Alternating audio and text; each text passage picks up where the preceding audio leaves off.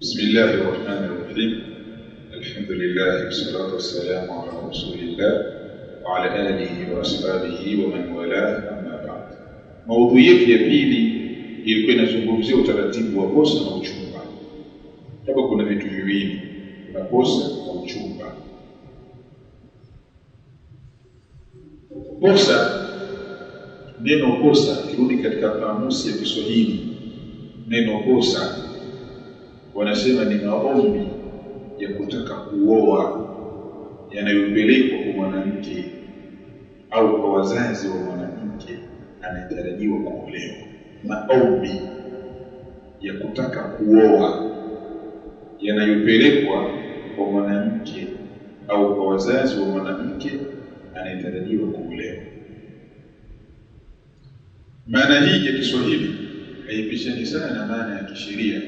Al-Imam al-Bassam pia anazungumzia suala la ndoa, akasema wal khitbah, na neno khitbah kwa kasra bikasri al-kha, kwa kuitilia kasra kha, talabul mar'ati liziwaji, ni kumtaka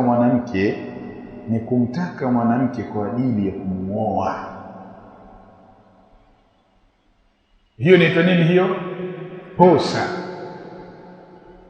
Unapeleka ombi la kutaka kuoa moja sehemu hizo mbili, ima kwa mwanamke mwenyewe, na hapo tukisema kwa mwanamke mwenyewe anakusudiwa thayyib.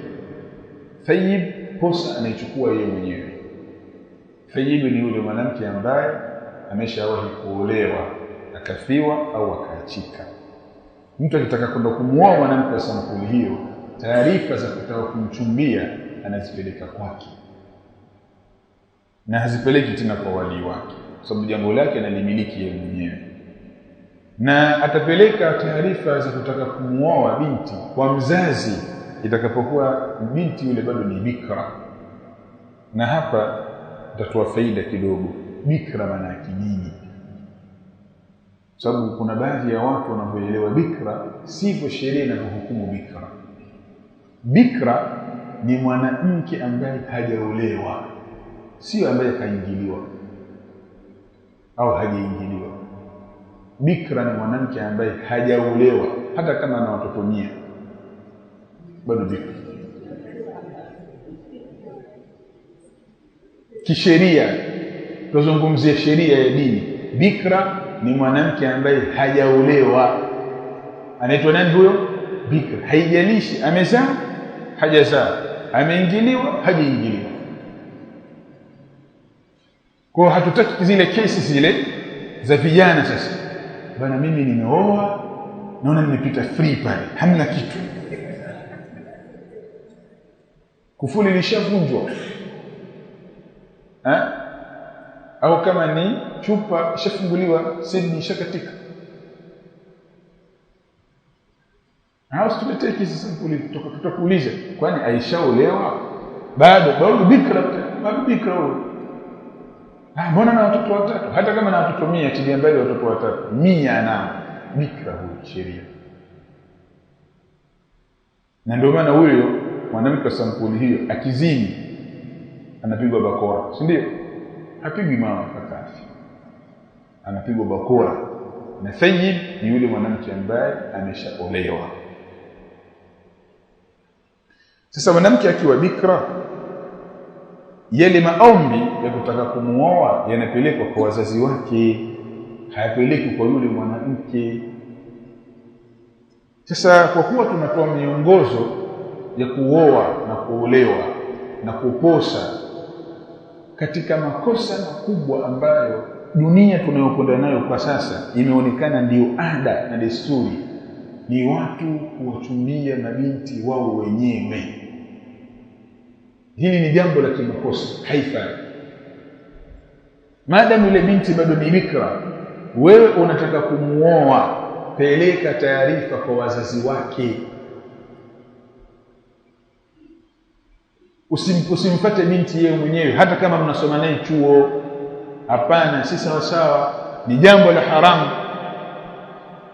Tukizungumza haramu si mmeshaelewa? Tukizungumza haramu fanya nini? Umeshaelewa? Hili jambo hili linakwenda kuvunja moja katika vile vitu vitano. Miongoni mwa vitu ambavyo vinavunjwa ni heshima. Heshima ya mwanamke inavunjika kwa sababu uchumba wowote ambao utapatikana bila ya wazazi kujua, lazima kuna maasi yatapatikana. Lazima tu, utake usitake, lazima. Yatatofautiana ni maasi ya gani? Maasi ya kukaa faragha, maasi ya kuzungumza. Hivyo wewe unazungumza na mchumba wako, unazungumza nini la maana? Si mnao chumba nyinyi mnao? Mkizungumza na wachumba wenu mnazungumza lipi la maana? Yaani jambo la maana hasa, ima katika dini au kwenye dunia. Mnazungumza nini la maana? Zaidi kudanganyana. Wewe wamdanganya na yeye anakudanganya.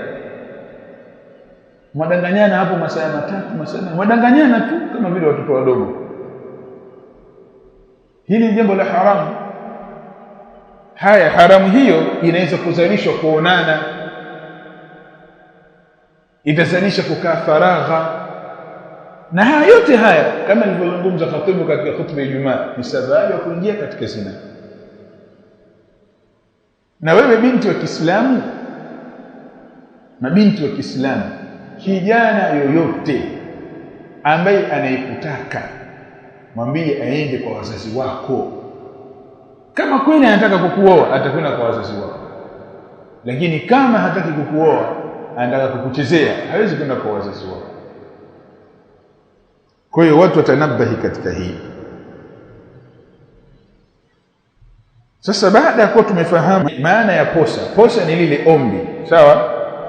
Lile ombi sasa linapokubaliwa, lile ombi linapokubaliwa ya kwamba tumekukubalia posa yako, pale ndio uchumba unaingia sasa.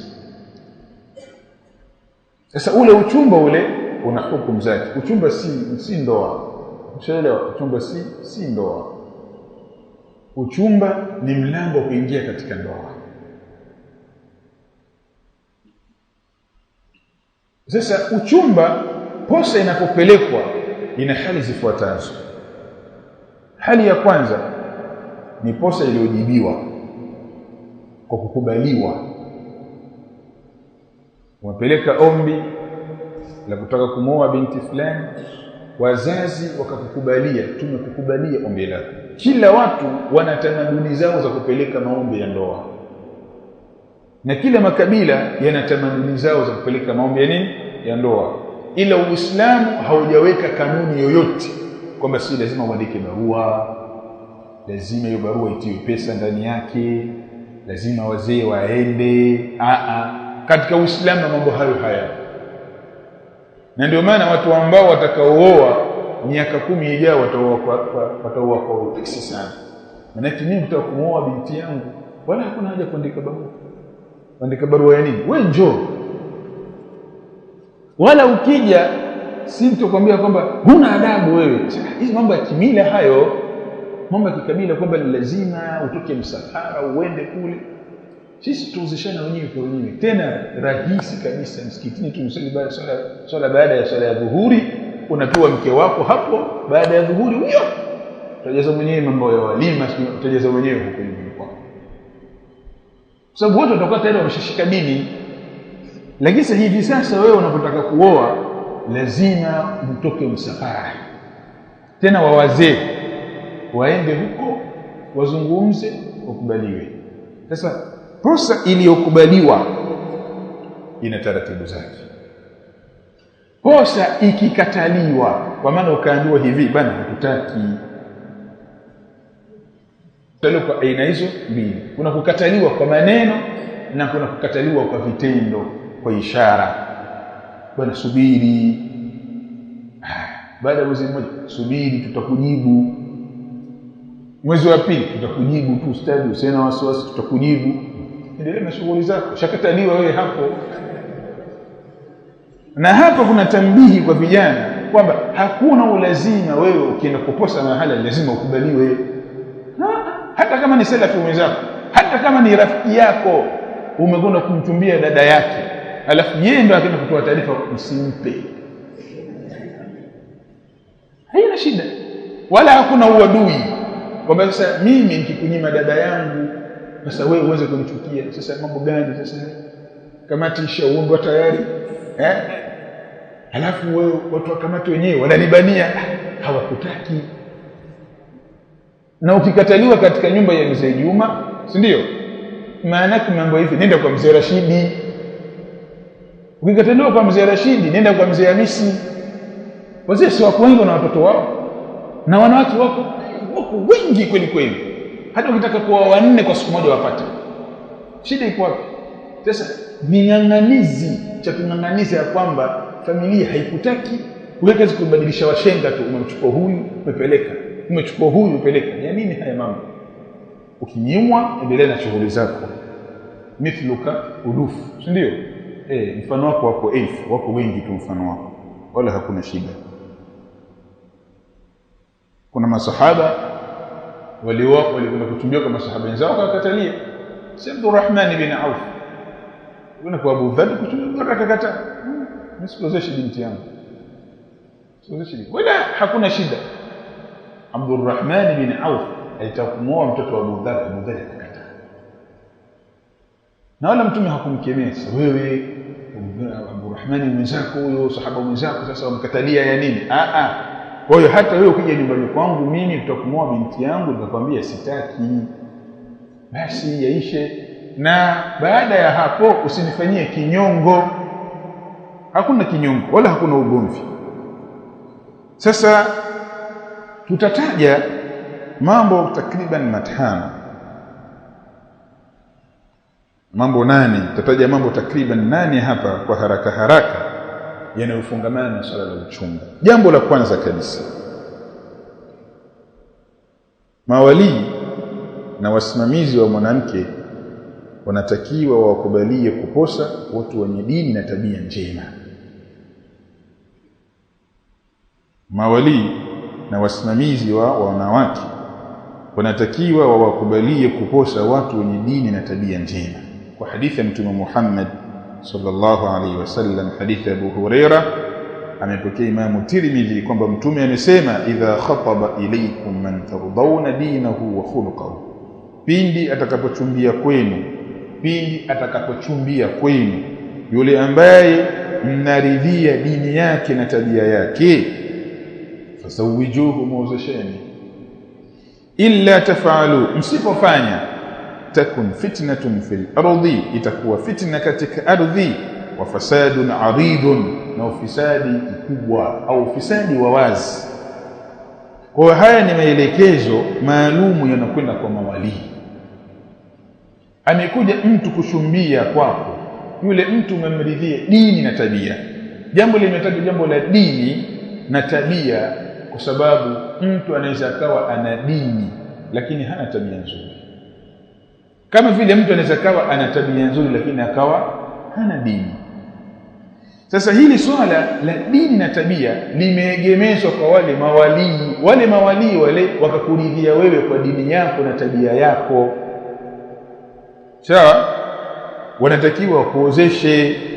Na hapa wazee wamefeli kwa kiasi kikubwa sana, si wa kisalafi, si wa kiizmi, wala si wa kibid'a.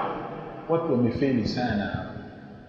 Watu wengi wanapokwenda kuposa na wanapopokea posa za hao waposaji, hawaangalii dini wala tabia, wanaangalia mpunga. Pesa ipo hai. Tena huenda mtu anakuuliza, kwani wewe wafanya kazi gani? Kwani kuna sharti mtu akioa awe anafanya kazi? Sharti la kuoa lazima ufanye kazi? Hakuna utaratibu huo. Nataka unieleze umejipangaje kumtunza binti yangu. Sili iweje? Maisha yanabadilika. Sielewana? Maisha yanabadilika. Mtu anaweza kipindi anaoa na hali ngumu, baada ya ndoa Allah kamfungulia neema. Sasa hizi tabia zimewatia katika hasara. Kuna watu watoto zao walikuwa wanavaa hijabu, walikuwa wanaswali, wakaacha kuwaozesha watu wenye dini, wakaenda kuozesha watu wa kihuni, watoto zao hawaswali hivi sasa na wanavaa vinini. Tuwajua sisi kwa majina yao, fulani na fulani na fulani, na yeye mwenyewe akikaa anajuta sana. Najuta tuko tunaambiwa hana, lakini hatusikii. Sasa anajitetea, lakini fulani bana ndio alikuwa hataki, na wewe ndio unayeozesha. Sasa na sisi vijana lazima tuwe makini. Sisi tuna watoto zetu wanakuwa.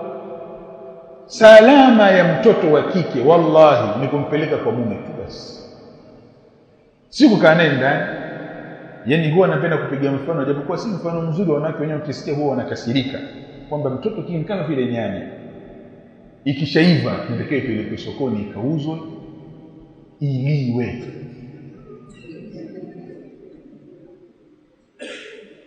Nyanya haivundikwi, ikivundikwa inaoza, inakuwa masalo. Ikishakuwa masalo sasa ndio kuwapa kuku na bata wale. Ijapokuwa kuna baadhi ya watu pia wanapenda hayo masalo, si ndio? Wapo akienda kununua nyanya atamwambia nataka hayo masalo, wapo. Lakini bana mtoto wa kike akishabaleze tu hakuna salama yake, yeye ni kwa mwanaume tu basi aende. Sasa huyu mwanaume muozeshe mwanaume mwenye dini. Faida ya kuozesha mwanaume mwenye dini, asipompenda yule mwanamke hatomdhulumu, utamfanyia uadilifu. Ndio hao tunawaambia kwamba si kila anayeoa anampenda yule mwanamke. Au hawa na ndoa mnavyoona watu wameoa kwamba wakizao wanawapenda. Mabarobaro hawezi kuelewa. Barobaro ngumu sana kuelewa hii maudhui, kwamba kuna uwezekano mtu akaa anaishi na mke wake alafu hampendi hata kidogo, au mwanamke anaishi na mumewe hampendi kabisa, lakini anaishi naye kwa maslahi ya watoto, si ndio? Maslahi ya dini yake. Yaani mwanamke anaweza kaa anaishi na mwanaume hampendi, lakini anaona mimi nikitoka kwa huyu mwanaume nitavua mpaka hijabu, sawa, acha nikeza kwa huyu baba huyu basi. Kwa hiyo ukimwozesha binti yako mtu mwenye dini, hawezi kumdhulumu anapokuwa hampendi, na akimwacha atamwacha kwa mujibu wa sheria ya dini ya Kiislamu. Lakini ukimwozesha mtu ambaye hana dini,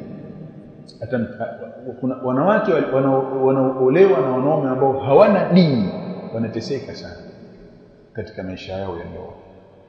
Lakini hii ni nukta muhimu sana kwa wazazi, walezi, wasimamizi. Mtu anapokuja kuoa, anapoleta kosa kwako, angalia dini yake. Waarabu wana msemo wao, wanasema almalu dhillun, mali ni kivuli. Kivuli kinadumu sehemu moja? Hakidumu. Kitoka asubuhi kipo hapa, ndio. Kiingia ndani, ukitoka tena baada ya masaa mawili kimehama, kipo hapa. Ikifika saa 6 kionekani, baada ya dhuhuri kishamia huko inakwenda. Ndio mali ilivyo. Sishaelewana Haya, tayib. Hilo ni jambo la kwanza. Linawahusu kina nani hili jambo? Linawahusu mawali. Hapa nitasoma jambo lingine ambalo kwenye karatasi yangu huko nimeandika ni jambo la 8. Nilitakiwa leo ni jambo la pili. Jambo la 8 linahusu sisi tunaokwenda kuoa, kwamba Mtume Muhammad sallallahu alaihi wasallam ametuhimiza sisi tukaoe wanawake wenye dini. Mtume sallallahu alaihi wasallam katika hadithi ambayo ni muttafaqun alayhi, hadithi Abu Huraira, anasema tunkahul mar'atu li 4, huolewa mwanamke kwa mambo 4: bimaliha, kwa mali yake, walihasabiha, na cheo chake, walijamaliha, na kwa uzuri wake, walidiniha, na kwa dini yake. Mtume akatoa maelekezo, fadhfar bidhati din, chagua mwanamke mwenye dini, tarbat yadaka, itagusa mchanga mikono yako, kwa maana itapata baraka. Mwanamke mwenye dini, na mwanamke mwenye dini anafahamika kwa kule kutekeleza dhahirul Islam. Sawa, anaswali, anafunga, anasoma Qur'ani, anajistiri, anapenda kusoma dini. Hii ni dhahiri kwamba huyu mwanamke ana dini. Sasa yaliyojificha huko ndani huko tumwachie Allah subhanahu wa ta'ala. Na hapa jambo lililokatazwa ni kwamba usighurike na mali ukaacha dini, usighurike na cheo ukaacha dini, usighurike na uzuri ukaacha dini. Lakini Allah kijalia ukapata mwanamke mzuri ana dini, ana mali ana dini, ana cheo ana dini, hiyo ni kheri. Na kuna watu na bahati hizo, mwanamke mzuri afa ana dini, mwanamke ana mali akifanya nini, ana dini, mwanamke ana cheo alafu ana dini. Hawezi kukudharau wewe mwanaume kwa kile cheo chake au kwa zile mali zake. Lakini mwanamke kikosa dini, kuna ule msemo wa Waswahili wanasema hivi, uzuri wa mwanamke ni nini? Tabia. Huu msemo huwezi kujua mpaka uoe. Utaendelea kusikia hivyo hivyo, lakini wallahi nawapia uzuri wa mwanamke wanasema hudumu siku 90 tu katika ndoa, wengine siku 30, wengine siku 60, wengine wiki moja. Na ndio maana watu wote walioko ndani ya ndoa hivi sasa, watu wote walioko ndani ya ndoa, ukimuuliza kwa nini unaishi na mke wako, utakwambia ananizalia watoto tu bado. Hakwambii ule weupe, sawa, hakwambii ule urefu, hakwambii ule uzuri, hakwambii kabisa kabisa, hakwambii. Hata mimi pia ukiniuliza nitakwambia hivyo hivyo nitakwambia. Na hata hao wanawake pia ukiwauliza kwa nini unaishi na mume wako, sasa nitaenda wapi mimi? Nitaenda wapi? Baba ameshafariki, mama ameshafariki, sasa nitaenda wapi? Huyu ndo baba yangu na huyu ndo mama yangu, acha tu nikae nitulie na mimi hapa. Sio kwa maana nampenda, tumeelewana?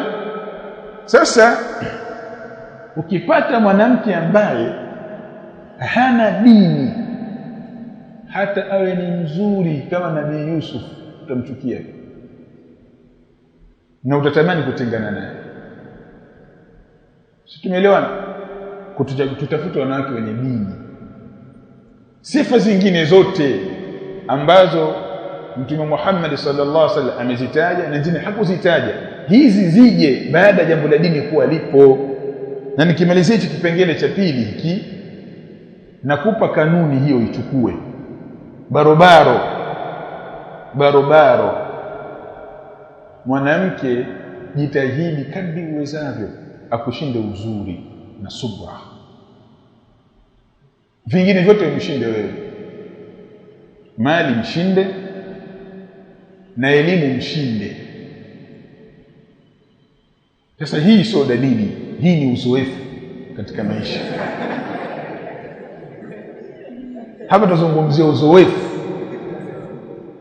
Mwanamke unayekwenda kumuoa hakikisha asikuzidi uwezo wa kimali, kiasi ambacho ukimuoa wewe ukakaa naye, yeye ndio anashukuru Allah, sasa nipata mahala pa kustirika.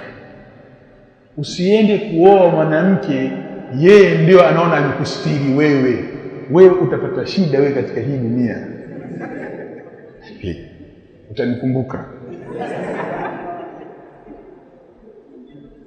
Utanikumbuka. Jambo la pili, elimu.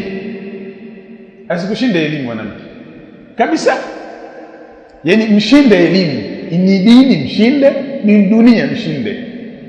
Sasa hapa swali litakuja, sasa madada zetu hawa ambao tunasoma nao kozi moja tuwaoe? Nenda kaoe afu uone shughuli yake. Kwa sababu wanasema ahlul ilmi kwamba mwanamke kila anabakia katika ile fitra yake ndio anakuwa mzuri, na kila anavozidi kutoka katika ile fitra yake anakuwa mbaya.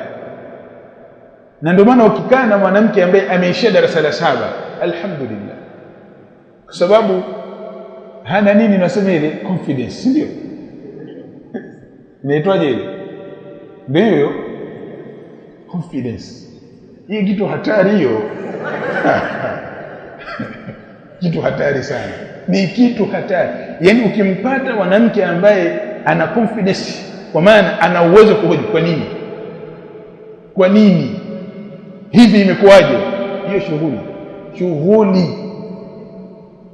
Lakini wa darasa la 7 alhamdulillah, umemwachia 500, alhamdulillah, umemwachia 2000, hana shida, kwa sababu yupo katika lile umbile la kike.